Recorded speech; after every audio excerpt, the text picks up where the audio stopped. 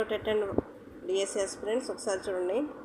ఈ ఈ 4 ఉన్నాయి కదా, డిస్ఫేసియా, డిస్గ్రాఫియా, డిస్కాల్కులియా, డిస్లెక్సియా. ఇవి చాలా ఇంపార్టెంట్. వీటిని అభ్యసన వైకల్యాలు అంటారు. రకాలు 4 రకాలు ఉన్నాయి. భాషణంలో వైకల్యం అయితే డిస్ఫేసియా, అఫేసియా. అంటే పిల్లలు వ్యక్తపరిచే పదాలను అర్థం చేసుకోలేరు, తిరిగి మళ్ళీ వాటిని చెప్పడంలో లోపాలన్నమాట. డిస్ఫేసియా అంటారు. పఠనంలో వైకల్యాలు అంటే డిస్లెక్సియా, అంటే చదవటంలో వైకల్యం. పఠనం అంటే చదవటమే కదా. నెక్స్ట్ లేఖనం, అంటే లేఖనంలో వైకల్యాలు అంటే చేతి వ్రాతకు సంబంధించిన వైకల్యం.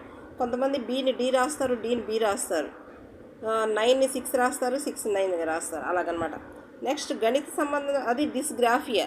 లేఖనం అంటే గ్రాఫియా.